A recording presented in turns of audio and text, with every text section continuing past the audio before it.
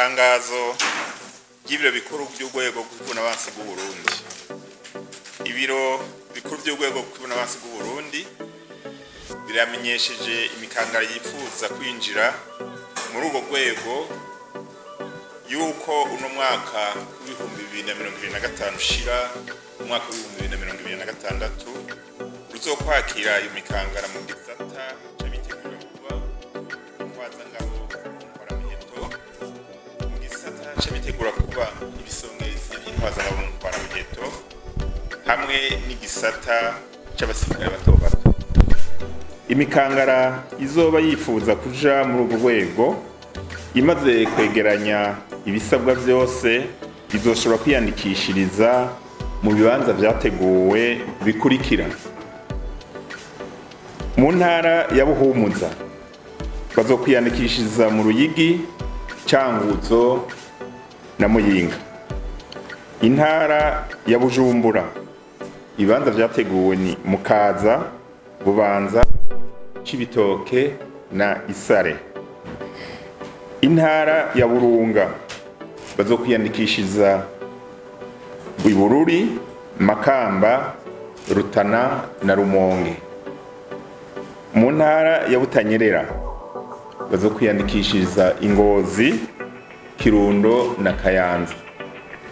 Mu ntara ya Gitega bazokwiyandikishiriza Igitega, Muramvya, Mwaro na Karusi. Iyandikwa rizohora ritangura igihe c'isaha 2 z'igitondo gushika isaha 6 z'umutaga, no kuva isaha 8 gushika isaha 11 z'umuhingamo mu bibanza vyateguriwe ico gikorwa twavuze aha hejuru, hisunzwe ikirangaminsi gikurikira. Ku mikangara yitegurira kuba intwazangabo z'intwaramiheto ni kuva igenekerezo rya 29 Nyakanga uno mwaka w'ibihumbi 2025 gushika igenekerezo rya 11 Gitugutu umwaka w'ibihumbi 2025.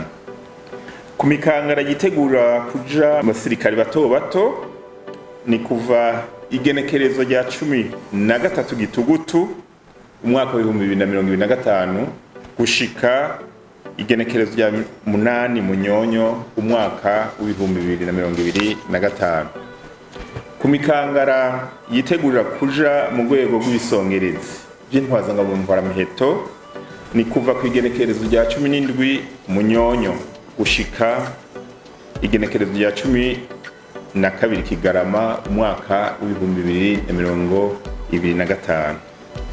Menya neza, imikangara izoba yiyandikishije mu rwego rw'intwazangabo izotegerezwa gutonda ku migwa mikuru y'intara ivukamwo ku igenekerezo rya 18 Gitugutu umwaka w'ibihumbi 2025 isaha 1 zo mu gitondo, bitwaje ibibaranga, kuvuga karangamuntu hamwe n'ibikoresho byo gukora ibibazo by'ibiharuro, igifaransa n'icyongereza.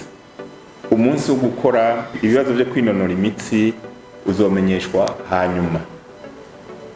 Abazoba banditswe mu mugwi w'abasirikare bato bato basabwa kuzoba bari mu bibanza biyandikishirijwemwo twavuze hajya hejuru ku igenekerezo rya 15 Munyonyo umwaka w'ibihumbi 2025 isaha 1 yo mu gitondo, bafise ikarata karangamuntu hamwe n'umwambaro wo gukora ibibazo byo kwinonora imitsi uwo munsi nyene.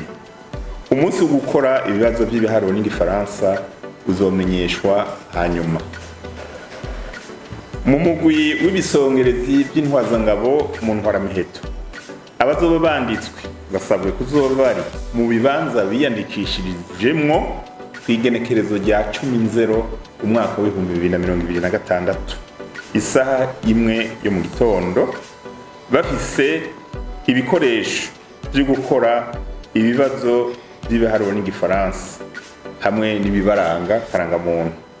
Umunsi wo gukora ikibazo cyo kwinonora imitsi uzomenyeshwa hanyuma. Amatangazo asigura ibikenewe byose azokwiragizwa aho hose hashoboka kandi hemewe n'amategeko agenga igihugu cacu.